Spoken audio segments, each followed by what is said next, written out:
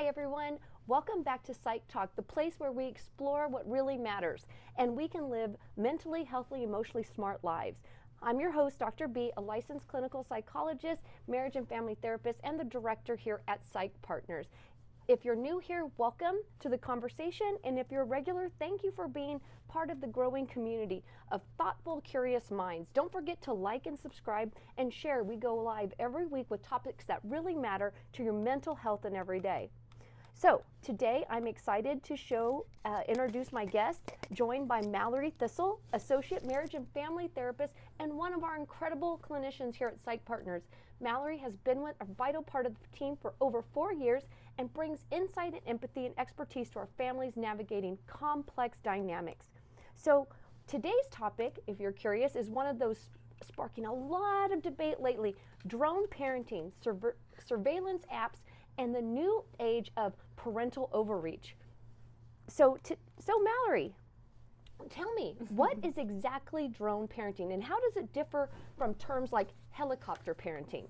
So helicopter parenting, it's an interesting topic because I was starting to see with some of my kiddos that there was some additional things being used, such as actual drones, and then also some of these apps that the kids are being monitored by.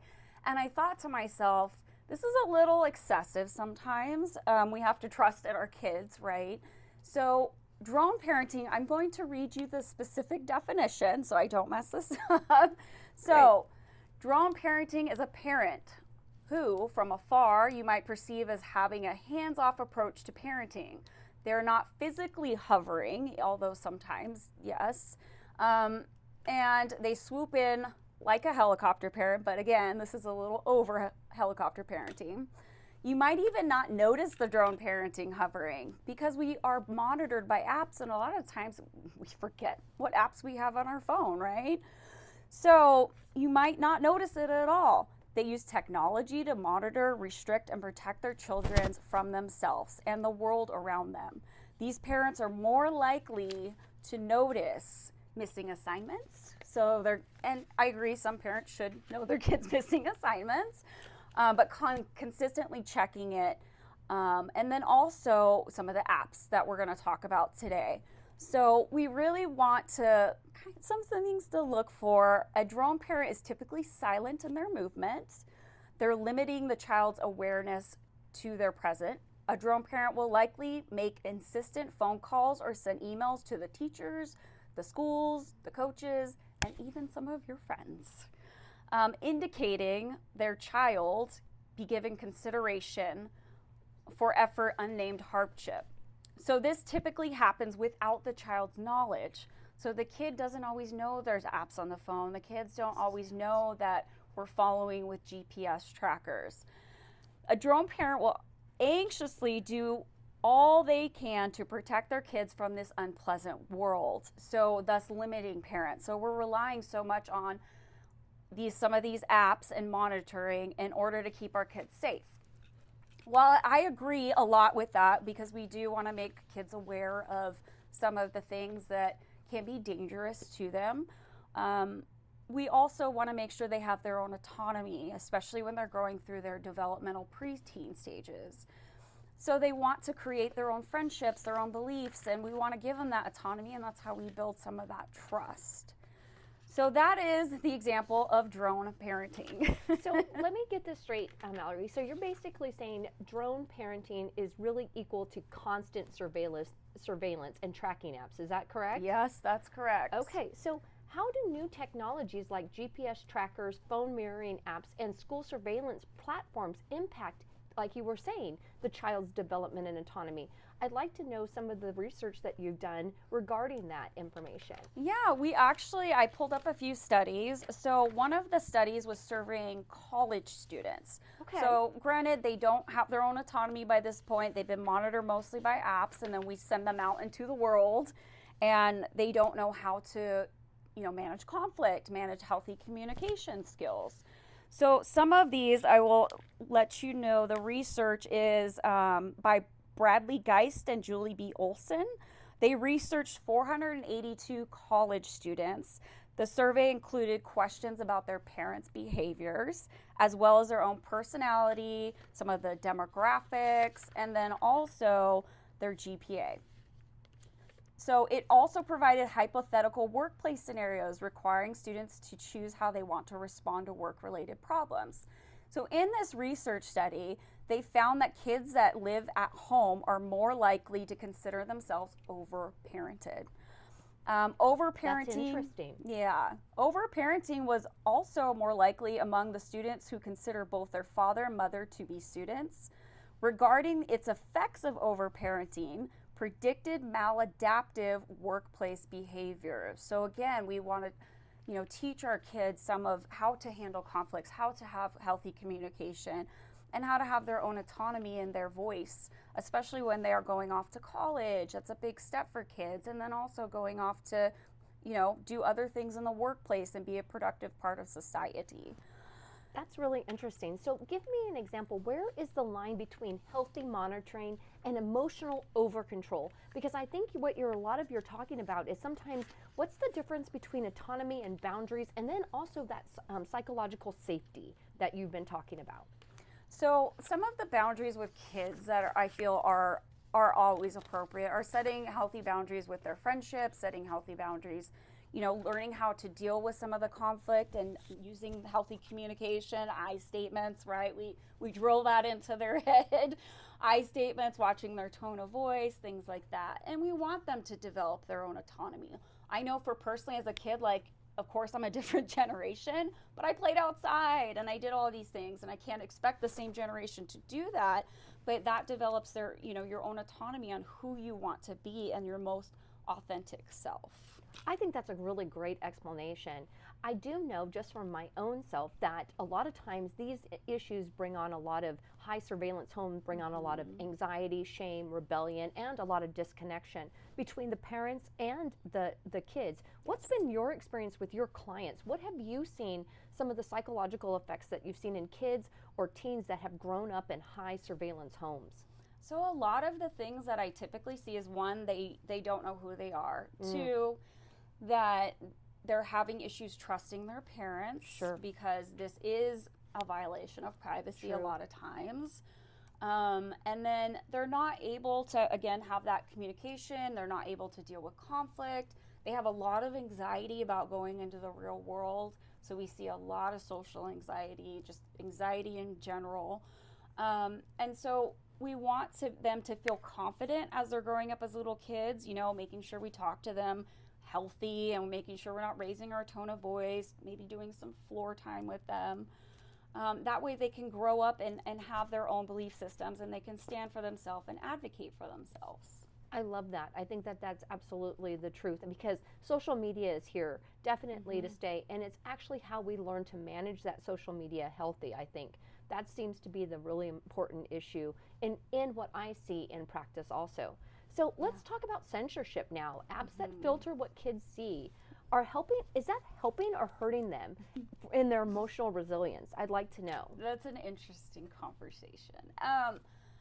I am huge on resiliency. Of course, I'm a huge Brene Brown fan. Yeah, I love her too. She's amazing. She's great. Everyone needs to watch A Call to Courage. That's wonderful. With some of these kids, they're not able to build resiliency because they're not going to address conflict. They're going to stay in their room, right?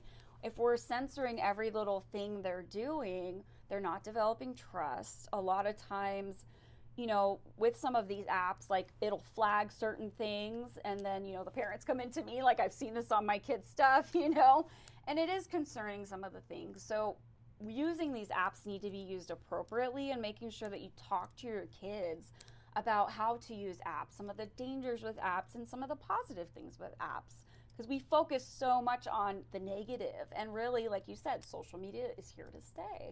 What are some of the positive things that you've seen? I think we don't have that discussion about positive imaging on social media. Tell me some of the things that you see that are very positive for kids today. Yeah, so I see a lot of my kids on TikTok, obviously. Oh, yeah, we're on TikTok right now, live, guys. I'm so glad that you guys are with us here on TikTok. If you have any questions, please leave them to the end, and we will address them. So with TikTok, for instance, I had a lot of kids in the beginning. I myself was a little resilient against it, and I was not known for liking TikTok very much in the beginning. However, my ideas have changed on that concept. So obviously we want to be getting things from resources that, like Psych Partners, right? We're going to bring you straight resources, and we're going to bring you all the research. Sometimes kids will go on TikTok and self-diagnose. That's their favorite thing to do because mental illness. No. Mental illness is kind of a cool thing now. So with that, we typically, kids are not building any type of coping tools, and we just need to help them and monitor them appropriately and let them know too what we're monitoring. Sure, I see that to be a really good idea. And I also think that if they're following the right resources, a TikTok and the Reels and Instagram can be very, very beneficial in their mental health. Again, it's following the right people for the right reasons. I mean, that's important. It can be very hurtful also. What are some of the damaging things that you have seen with social media, especially with a younger population? What are some of the things that we need to watch out for?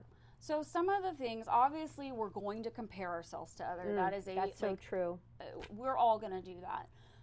And a lot of times, of course, we're putting our best life out there. We all know that. And we're trying to do all our little filters and stuff like that. So sometimes these kids are comparing themselves to unrealistic things. So in that respect, yes, it can do some damage on their self-esteem and body image issues. So that's a huge thing that I see. Also bullying. I know we all know about Temecula Talk, and we go in the comment section and it's just people yelling and screaming at each other. So the comment section of a lot of these things have been detrimental to kids because a lot of times, they may post like a picture of their art and then people go on there and criticize every little thing they're doing. So for that, it makes a huge impact on their self-esteem. The other thing I see a lot of, and this is just me because I worked in human trafficking, but I'm very aware of what goes on around children, and they just need to be aware as well. Again, that's like creating their own autonomy. So they know this is making me feel a little uncomfortable, maybe we shouldn't do that. But one of the positive things I've also seen from social media is the ability to like make friends all over the world. And that has been really cool for like, especially some of my neurodivergent kids or kids that are into like their specialties.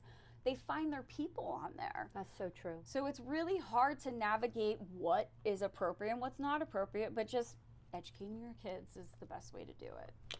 That's really good advice, and I absolutely agree with you on that. I want to know, what advice would you give to a parent who feels that the only way to protect their child is to control their digital world? We see that with parents all the time. Yes, we do. Yeah. Yeah.